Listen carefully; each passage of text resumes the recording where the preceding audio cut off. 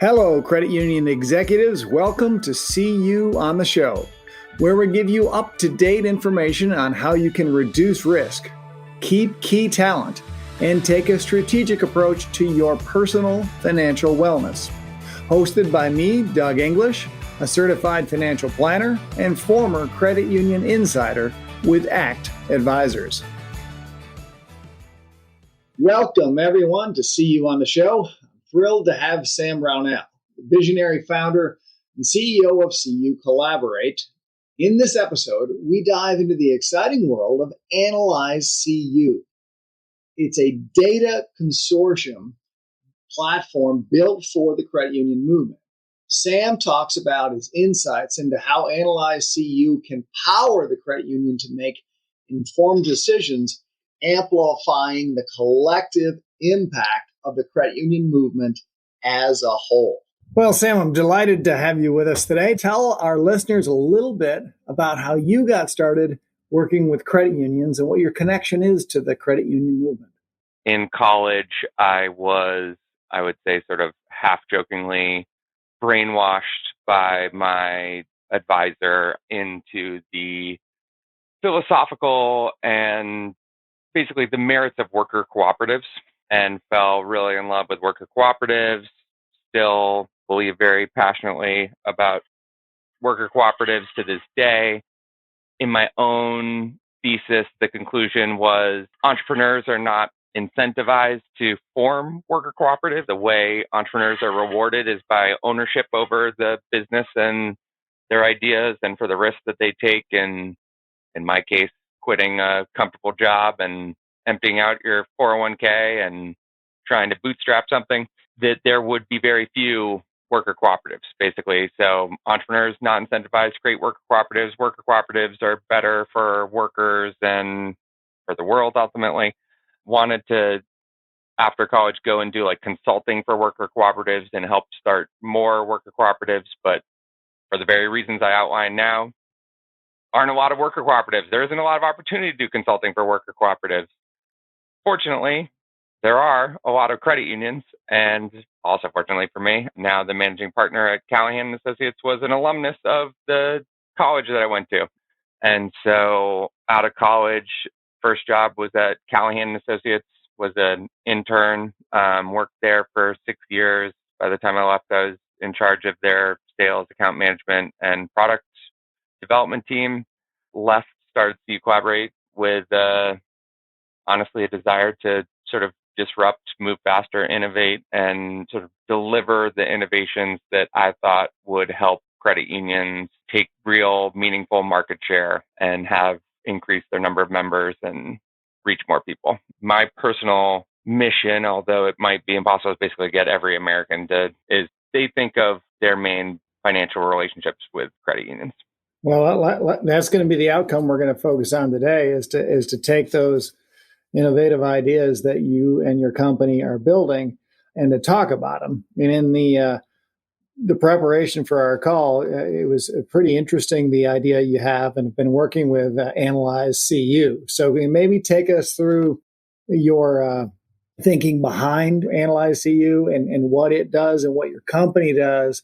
And then let's kind of get into the ultimate use of this data set.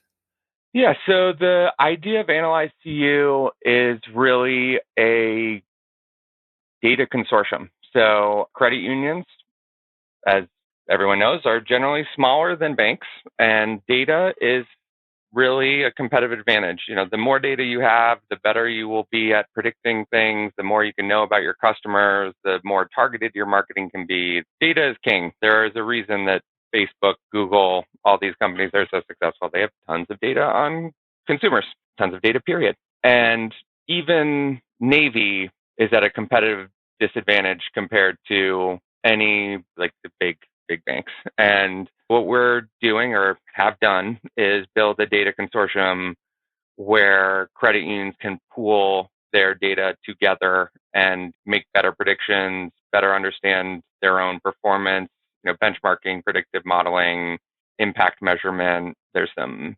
regulatory reporting stuff too, but ultimately sort of like an industry-wide data consortium that will help equip credit unions to make more informed decisions and provide better services to their members ultimately. So AnalyzeCU is a database that credit unions can participate in. And how many credit unions is that the right name? Like a data consortium and analytics platform is sort of the way I would describe it. I think for people who are familiar with technology, data analytics companies out there, if you blended Radin with Callahan peer-to-peer. Callahan's peer-to-peer is looking at structured government data sets. Radin is generally pulling in credit unions, member account, loan files, transaction data too. But Radin's reports are more static and Callahan's lets more sort of like custom querying. And this is sort of the combination of those things. Include public data too, but the sort of key differentiator here would be their own internal member, really product level data, share and loan level data that then can be used for benchmarking and predictive analytics. Is there any other data consortium in the industry that has this scale? You could argue Radin. There are people who would like to do it. The big issue historically has been that large credit unions, even if they're at a competitive disadvantage against banks, know that their data is valuable and provides them with a competitive advantage over smaller financial institutions. And there is a concern or fear of sort of like a free loader or rider problem. They are concerned that other people will get more value from being analyzed that credit union's data than a large credit union would get from accessing data in a data consortium. It's sort of like chicken or the egg type problem. We got around that by getting enough small credit unions who didn't have that concern to pool together enough data now to make it rational for pretty much every credit union except arguably Navy to participate. So I think we now have 35 million person records. There's like really no argument that if you have less than 5% of the consortium that you shouldn't do it. So if any credit union with 1.8 million members or less, it's pretty inarguable that it would be rational for them to participate too. I think Navy has 3 million, if I remember correctly. And then as we grow that, obviously, then at a certain point, it will become compelling. Oh, no, sorry. Navy has like 13 million almost. So how many credit unions are in the data consortium now? Just under 200. Wow. That's a lot of the industry. If you got to the level where you had all the data or enough data so that you had the ability to be as predictive as possible, how would AnalyzeCU help the industry as a whole? I'm going to start with just sort of benchmarking. Being able to benchmark things like attrition or next serve, or if you're looking at things on the call report, you just have sort of like total number of members and you don't know what percentage of them are actually like new or old. You just have like how many members does one person have as of this date, how many members do they have the next date, and you don't have a sense of like churn. So sort of like what are ways of having stickier, longer term memberships, who's having more success with younger audiences. A lot of what was powerful about digging into call report data is identifying sort of top performers and best practices from it and being able to do that from account level data, be able to identify even more precisely successful credit unions and people who are successful in things that you can't do with public structured data. So like one example of this would be we have a client, the numbers I'm about to say should not be held out as like appropriate benchmarks for most credit unions. They are an outlier, but an amazing outlier. So there's a credit union called People's Advantage that serves sort of like the Richmond area. They're a CDFI, low income designated credit union. A majority of their loans, I believe, are made to people with credit scores, I believe, below 650. Their ROA is in the top percentile for their peer group there. So they're like highly profitable. They charge really high interest rates compared to their peers, but they are also lending to low tiers of credit, really low tiers of credit. And so prior to having the sort of database and tools that we have now, I even would have looked at them and been like, they could be a predatory lender, right? Like they're making so much money, their interest rates are high. This could be a sort of bad actor. But when you look at the data and we look at every product they've provided their members and we benchmark the interest rate that they provided that member, taking into account the person's credit score. So it's a risk-based member benefit. So we look at the credit score, the product, the term, the collateral code, and then benchmark the risk-based pricing of the credit union against the market. and then back into how much more money their member gets from that product overall in the whole membership relationship or on average.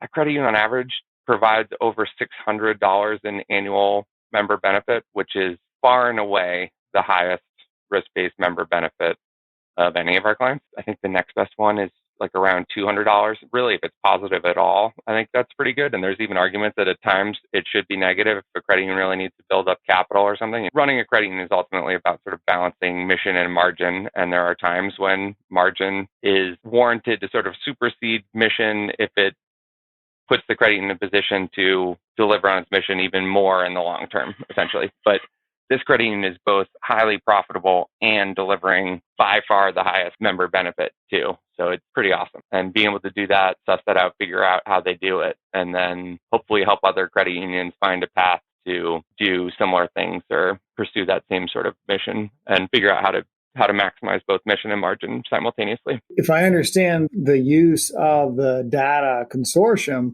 it could be used to query on and all sorts of different objectives depending on what the credit union needs. What I took away from our pre-recording conversation is that the objective is to have as much data as possible as an industry and to be able to make the best decisions to strengthen this industry and to make it the primary institution or whatever the current language is for as many members as possible. Yeah, I would say like performance metrics is sort of the straightforward one. Performance metrics, predictive models.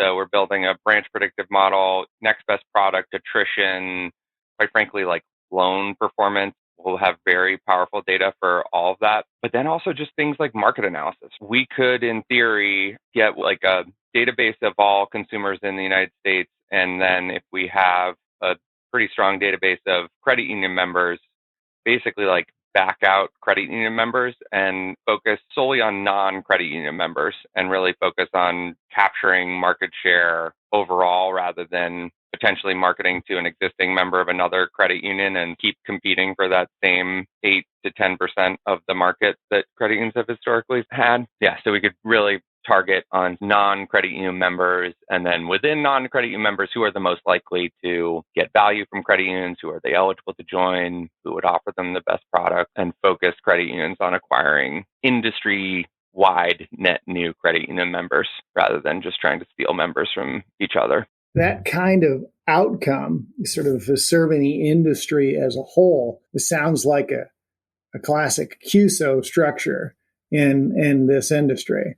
And currently your structure is where you're the owner of the company. I mean, when you think about how this continues on, is that something that maybe like sort of separates itself from the rest of the work you do and becomes a QSO structure? Like, what's your vision of how this grows and its ultimate outcome? We are growing very fast. So I think we have doubled every year for the last 4 years. Ultimately, I'm balancing my love and affection for credit unions also with my love and affection for worker cooperatives. So I envision the company ending up as some sort of hybrid of like a part credit union owned, part employee owned, probably some part also investor owned. Things that are critical sort of like infrastructure for the industry, I think should ultimately be owned by credit unions. I get worried with some of these like fintech startups that are becoming sort of critical infrastructure for credit unions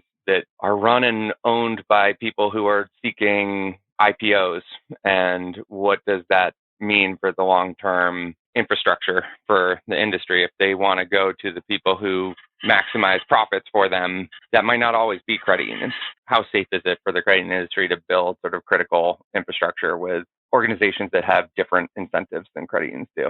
So very sympathetic to that. And the reason I have avoided being a QSO up until now is, yeah, I do have like an entrepreneurial spirit. I like to move fast and come up with new innovative ideas and want to be able to pursue them and take probably more risk in doing that than a credit union should want to do. I hope that all of the risks that I take are successful, but assuming that they are, then I think once it gets to a sort of like plateau stage or like once it's up and running and it has taken root then handing it off to credit unions, I think would be like the appropriate timing. Yeah, it makes you wonder if the largest credit unions in the country would have enough interest in the data that you already have, plus the data remaining, if they would be so interested that they could create some sort of a QSO structure to own some portion of this data set. So the industry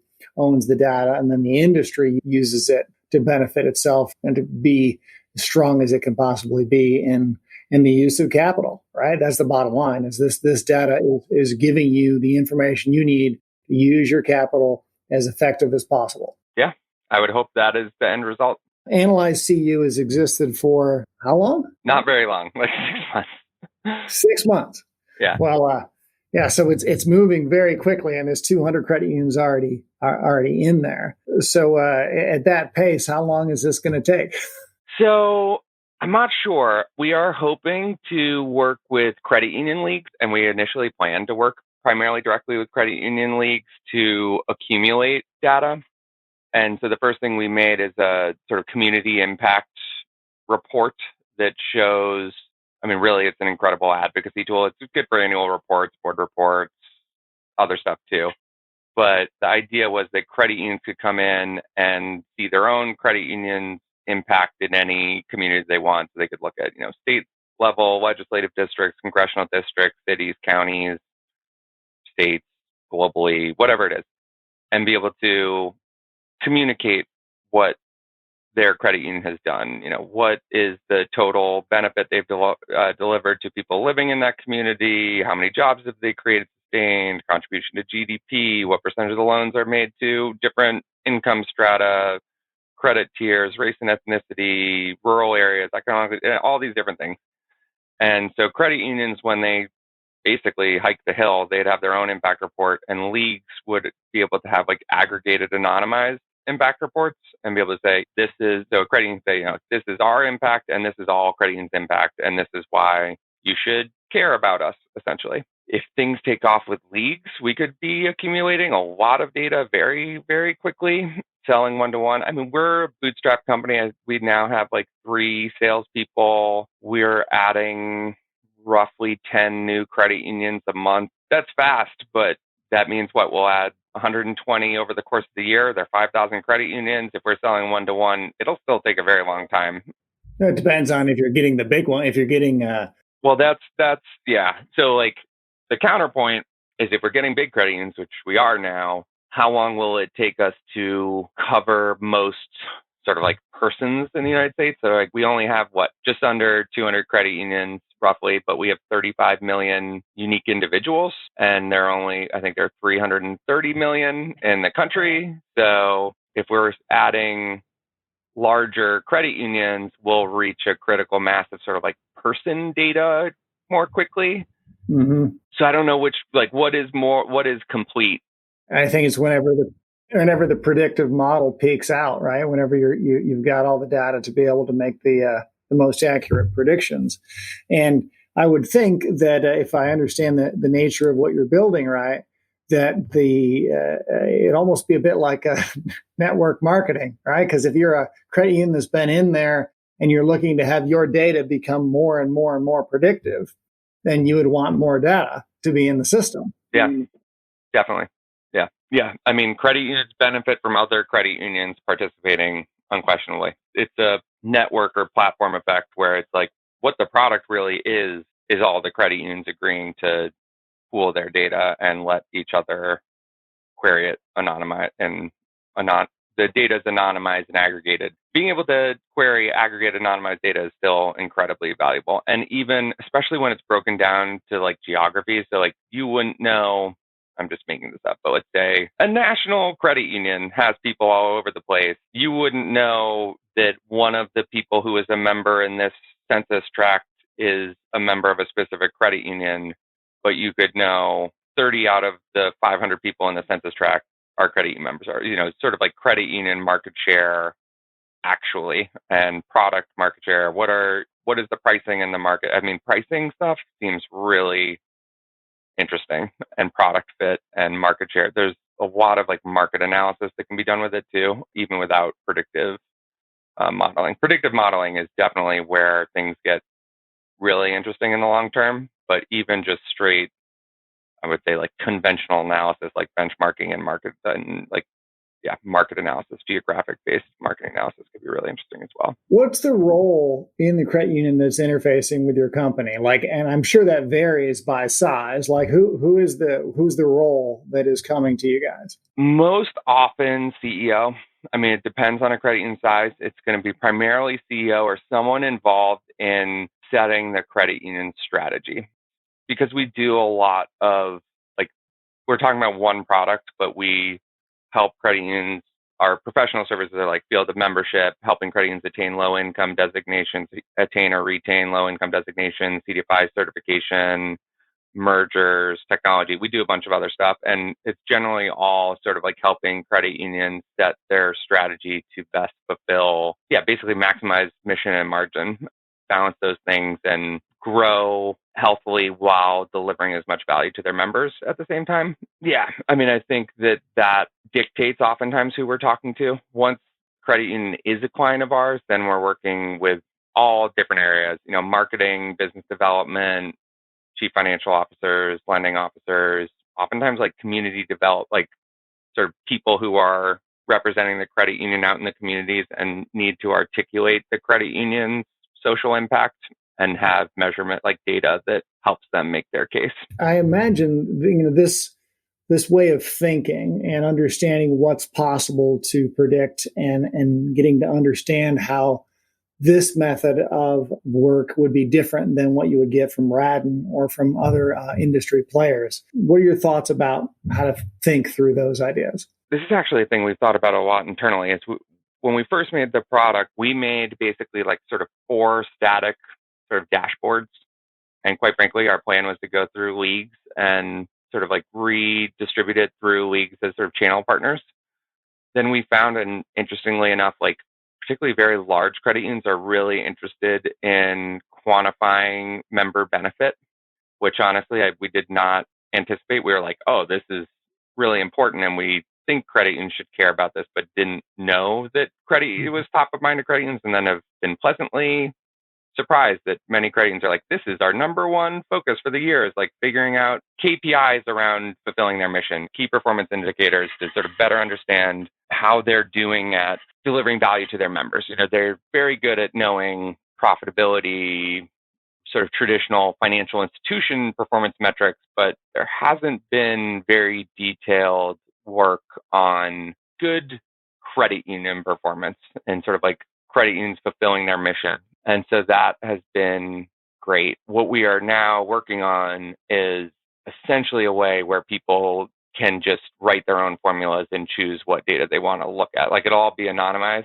but you can write whatever formula you want. You can never structure it so that any one institution represents more than 5% of the data analyzed to ensure anonymity of data, but any credit union could pick whatever they want to look at, essentially. And that's because we were like, oh, we can't anticipate all the ways that this could be used. And, pricing, coming from Callahan, I'd always been like, historical performance is what we should care about. And then I realized quickly, it's like, actually, being able to tell people last week's data, also very valuable. Being able to predict next week's data, a year from now's data, also really valuable. So, I think we started with some like static reports. We're very quickly going to just like letting people create whatever reports they want. The predictive analytics is, if you're drawing like a product roadmap, it's like the step after benchmarking. We're doing some of our own, like building our own models for specific things. It's actually a great idea that we had not really thought about, but it's like, I wonder if we could like take what we're doing on benchmarking of writing your own formulas and then just saying, sort of like extrapolate from this, like build a predictive model. Could we let our users specify the things that they want to predict and the sort of like drivers of those predictions? We probably could. Right now we're doing that, but in the long run, we might be able to let people sort of like choose how to structure their own predictive models. It seems like intimidating and vast and unfamiliar to probably a lot of the leaders of credit unions. And if you're just trying to start to try to get an idea of, okay, if I have situation X, then I should become more educated on this AnalyzeCU and other predictive data consortium ideas. Like, what would it be? What would you be looking for? And then what would be your first step to just begin to understand where to go? That is such a good question. I feel like my answer will be so biased by the things that we have expertise and knowledge in, that I'm like, we take your data and we have already made sort of things that where it's like, when a credit union becomes a client of us, we run a bunch of sort of like analysis on the data they give us to quickly identify, is CDFI a thing that should be on their roadmap or not? Could they, or do they not have a low income designation? And actually, that's an issue about like their data cleanliness, and all they need to do is take these steps, and actually they can have a low income designation. Or do they have a low income designation? The NCUA revised their workbook, greatly reducing the number of people who count as low income designated. So like a bunch of credit unions are going to find out they haven't already over the next year, that they no longer have a low income designation that do. A very high percentage of credit unions will have that news broken to them. And like, are they, the next time they have an exam, will they be notified that they're, so we're trying to identify things like that, looking at, quite frankly, like their risk-based pricing, a whole bunch of, there's so many things that can be identified from this data that definitely like our own expertise is driving sort of the opportunities that we identify. But again, going back to like creating your own sort of custom reports, part of the reason we're doing that is to also learn what things people would create reports for and what are the other things. Because like we can't think through there's so many different applications and possibilities for what you do with the data. We're never going to think of every single one. So we want to equip people with the tools so that if they think of something, they can figure it out. And then honestly, we'll be basically like looking over their shoulders and seeing if there are really good ideas that we should incorporate into our own thinking, essentially. That's the way we do a lot of stuff with customers, yeah. Yeah, I would imagine it comes from your strategic plan. It comes from the longer term vision that your board is putting forth in your strategic plan, and then you figure out what you're working on and whether or not you have good data to figure out what are the actions you're going to take. Does that make sense for where you decide to go? Yes. Let's go with yes. I think one of the things that I've also found is like the things that make it onto credit union strategic plans have a lot of biases already in them, right? It's like there are lots of credit unions who, our own clients, who had never heard of the CDFI fund, were slam dunks to get CDFI certification and win grants and just like didn't know about it. So like how does exploring CDFI certification and grants get onto a credit union strategic plan? Honestly, probably typically going to be done by either vendors or like trade groups educating them on it.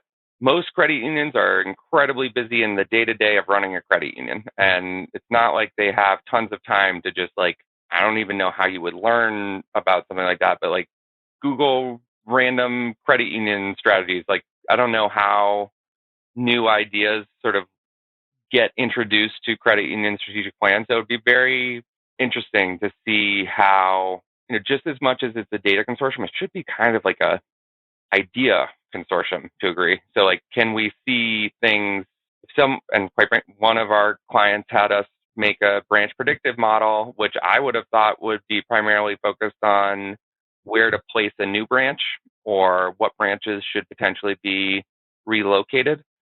Their whole thing was setting goals for branch managers, which I had not thought of as a thing. And I like to think that I'm come up with good ideas, but I certainly won't come up with like every good idea. So definitely pooling together all of the smart people in the credit union industry with the tools for them to get answers to their questions or basically figure out what opportunities exist to improve their credit union's operations. If it's structured correctly and we can sort of see what people are doing, we should be able to see patterns and things that will spark ideas, and sort of like these custom reports may become standard reports that every time a new credit union joins, we look at their attrition rate. And if their attrition rate is very high, try and figure out how to get their attrition rate, like lower their attrition rate, how to get retain members at a higher rate. Or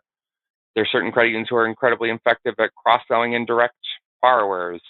Figure out what they do that's so good. I'm desperate to know what People Advantage does. How are they so good? And I wouldn't have known that they were so good without this data, basically.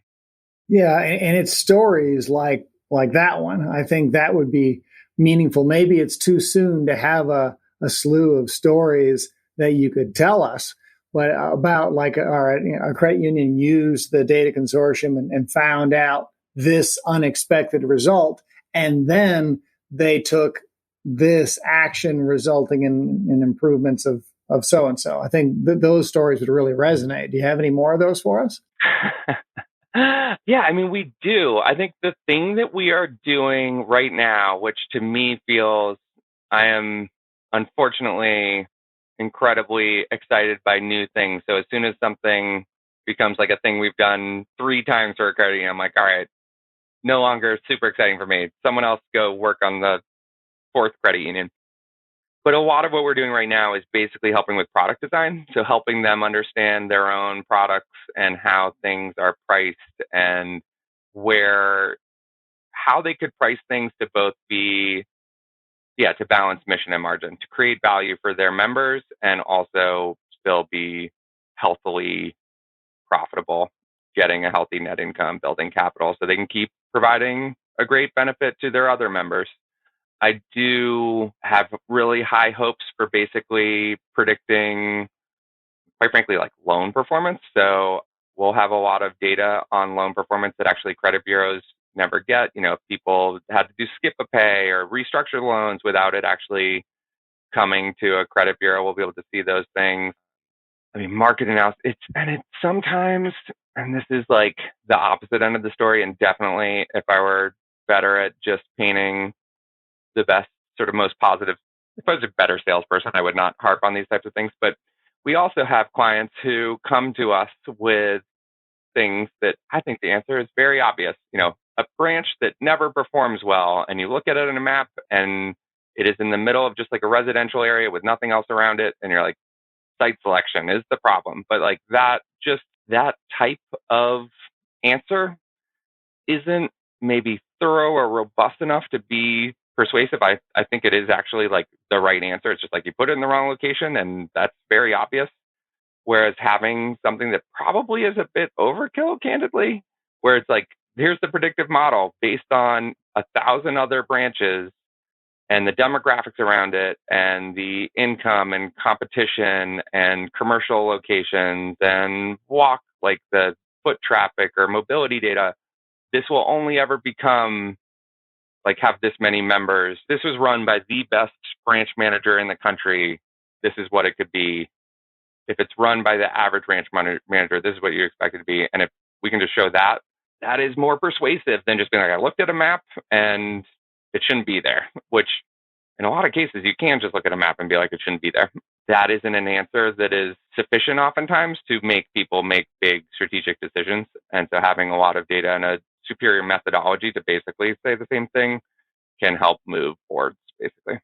Yeah, having data behind the decision instead of just a instinct. Instinct is incredibly powerful, especially with the senior leaders in this movement having been around, generally speaking, quite a while. Yeah, they have a lot of knowledge from all those years of history, but adding data science, like what you're talking about and what your company provides, is how you get the ability to allocate capital as effectively as possible. And that's how we protect and grow the credit union movement as effectively as possible.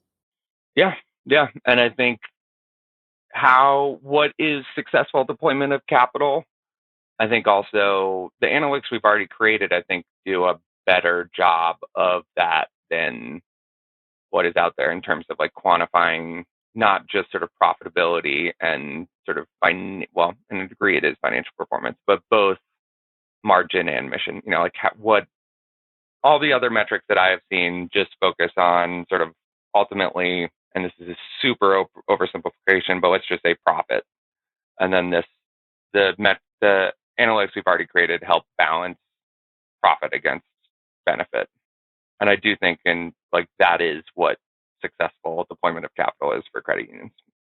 And yeah, building the data consortium, all these benchmarking, predictive analytics will improve credit unions' decision making and help them better deploy their capital to maximize mission and margin. Yeah. So as we wrap up, if I'm a credit union leader and I've been listening to this podcast and I want to learn more, where should I go? What should I do to get to understand if the data consortium and CUCollaborate makes sense for us? CUCollaborate.com, or you can give me a call directly at 202-897-3459. Yeah, CUCollaborate.com, reach out to us. Love to show it to you. And also more innovative credit unions who we want to hear people's ideas, right? All of our product creations, enhancements, our whole sort of product roadmap is really informed by the requests of our customers. And I am sure there are people who have heard this and been like, oh, industry-wide data consortium, I get that idea. And here is a problem that could solve that no one on our team has ever thought of. So please bring your ideas too. Because we're hearing new ideas that I oftentimes are like, how did we not think of that all the time? Well, the brilliant idea that you have is this data consortium and making it so the credit union industry can access it or even own it and use it to strengthen and protect this great industry. I think that is the magic that you have brought to this equation.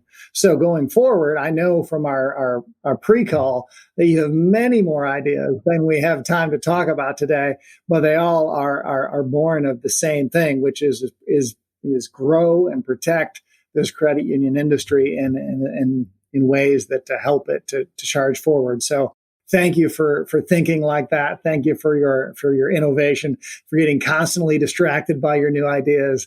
I think this is exactly what the industry needs. And I thank you very much for your time today. Thank you. That's all the insider credit union knowledge we have for this episode. Are you enjoying the conversation? Be sure to subscribe and share your thoughts with other credit union leaders by leaving us a review. See you next time on CU on the Show. The opinions voiced in this material are for general information only and are not intended to provide specific advice or recommendations for any individual security. To determine which investments may be appropriate for you, consult your financial advisor prior to investing. Economic forecasts set forth may not develop as predicted. All performance referenced is historical and is no guarantee of future results. Indexes are unmanaged and cannot be invested into directly.